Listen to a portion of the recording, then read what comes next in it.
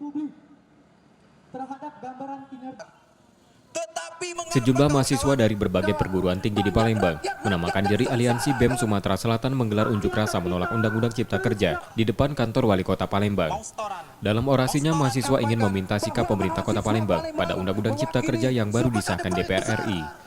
Sebelumnya, kelompok mahasiswa juga sudah menggelar unjuk rasa serupa yang ditujukan ke DPRD Sumatera Selatan dan Gubernur Sumatera Selatan.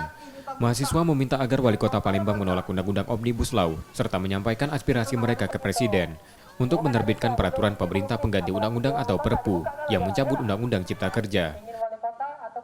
Jadi kami Aliansi Arus Melawan membawa dua tuntutan ke kantor Wali Kota Palembang. Yang pertama, kami menuntut Wali Kota Palembang untuk kemudian menyatakan penolakan secara tegas terhadap Undang-Undang Omnibus Law Cipta Kerja.